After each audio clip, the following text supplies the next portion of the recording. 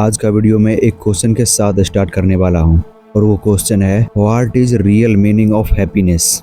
आप अपने माइंड में जितने भी हैप्पीनेस के बारे में सोचा होगा वो एक मटेरियलिस्टिक हैप्पीनेस होगा जो हमें होप यानी कि आशा से क्रिएट होता है।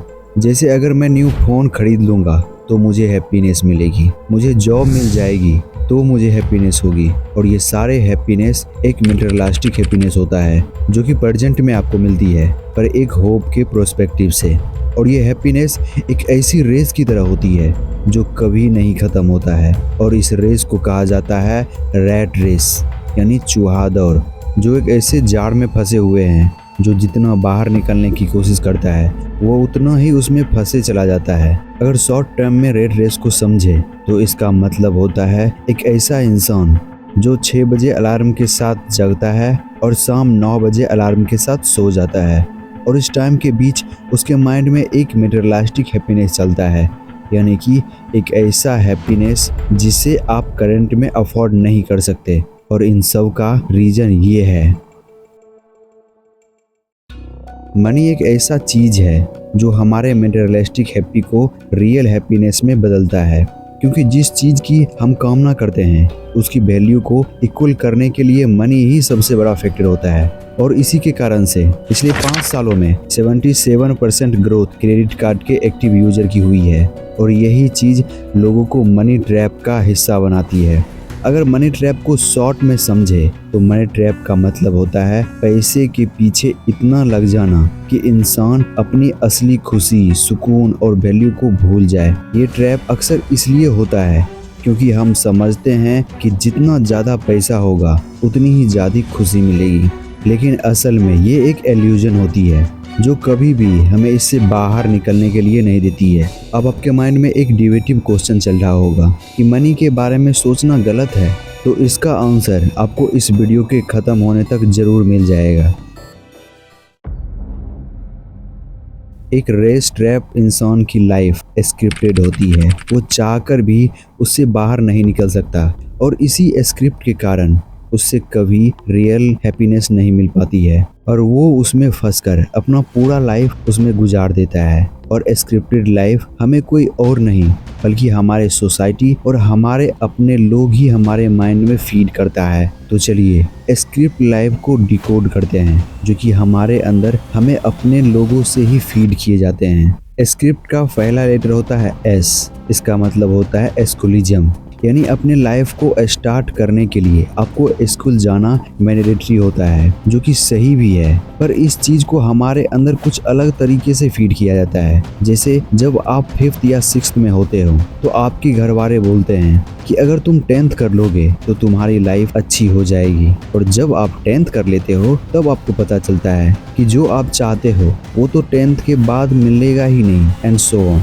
और ऐसे चलते रहता है। और एक ऐसा समय आता है जब आप एक स्टूडेंट से एक कंज्यूमर बन जाते हो, और सी का मतलब कंज्यूमरिंग ही होता है। अब आपकी एज लाइफ की इनिशियल स्टेज पर पहुंच जाती है जहां आप मटेरियलिस्टिक चीज़ों में अपने हैप्पीनेस को खोजने लगते हो, और उस चीज़ के लिए चाहिए मनी, और मनी के लिए आप जॉब की तरफ शिफ्ट होते हो, और यहीं से हैप्पीनेस का ट्रैप शुरू होता है। आर का मतलब होता है रिस्पॉन्सिबिलिटी। अब आपको ये बताया जाता है अब तुम बड़े हो गए हो और ये तुम्हारी रिस्पॉन्सिबिलिटी होती है कि तुम शादी करो, उसमें अपनी खुशी ढूंढने की कोशिश करो, और हैप्पीनेस के बारे में ना सोचकर पहले उस चीज़ को फुलफिल करो, चाहे तुम्हें कुछ भी करना क्यों ना पड़े, चाहे तुम्हें क्रेडिट कार्ड क्यों ना लेना पड़े, चाहे तुम्हें अपने पोटेंशियल के ऊपर काम ही क्यों ना करना पड़े, और उस डेडिकेशन के हिसाब से तुम्हें पैसे ही ना क्यों मिले, तुम्हें वो करना ही पड़ेगा, बस तुमको उसे इग्नोर करना है। और अगला आता है आई,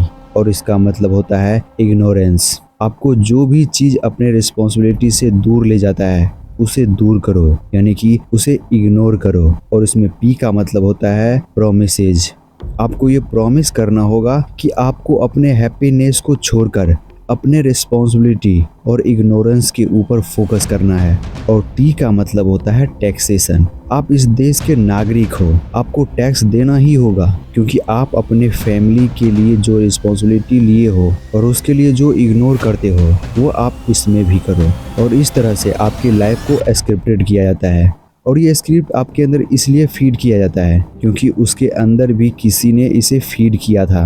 आप ये आंकड़े देख सकते हो, पूरे पॉपुलेशन में लगभग 80 से 85% एक स्क्रिप्टेड लाइफ होता है, क्योंकि मेजॉरिटी लोग अभी भी ट्रेडिशनल एजुकेशन, सेफ जॉब और फैमिली के एक्सपेक्टेशंस के हिसाब से ज़िंदगी जीते हैं। और रूरल एरिया में तो इसका परसेंटेज और भी ज़्यादा है, वहाँ पे आपको 90% से भी ऊपर ये दिख सकते हैं। और सिर्फ 15 to 20% ही एक अनस्क्रिप्टेड लाइफ होता है, जो कि अपनी career startup, freelancer, art based career की ओर शिफ्ट करता है, अपने अलग तरीके से गोल को फुलफिल करता है। ये सब जानने के बाद आपके माइंड में सवाल आ रहा होगा कि ये आपके अंदर स्क्रिप्टेड लाइफ फीड किए जाता है, क्या वो गलत है? क्या उसे आपको फॉलो नहीं करना चाहिए? तो ऐसा बिल्कुल भी नहीं करना है। क्या हो अगर इस स्क्रिप्टेड लाइफ में ही आपको हैप्पीनेस मिल जाए? तो ऐसा संभव है, बस सिर्फ स्क्रिप्ट में से आपको सी को निकाल कर उसमें चेंजेस करना होगा। तो लेट्स बिगिन।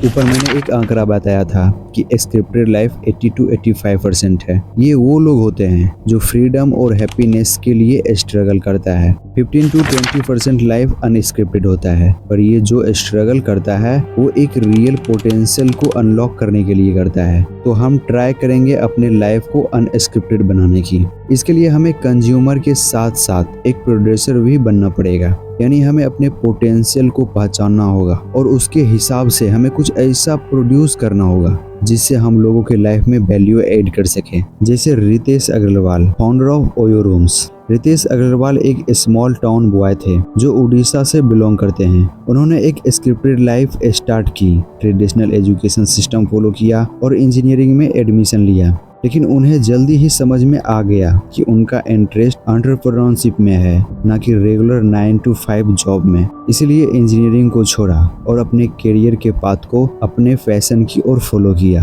उन्होंने कॉलेज छोड़ दिया और अपना बिजनेस आइडिया परस्यू किया। उनका आइडिया था कि सभी ट्रैवलर के लिए जो अफोर्डेबल रूम होते हैं उसे वो चीज़ प्रोवाइड किया जाए। और रिजल्ट, आज अग्रवाल एक सक्सेसफुल एंटरप्रेन्योर है और ओयो रूम्स के एक ग्लोबल ब्रांड बन चुका है जो 80+ कंट्री में ऑपरेट की जाती है।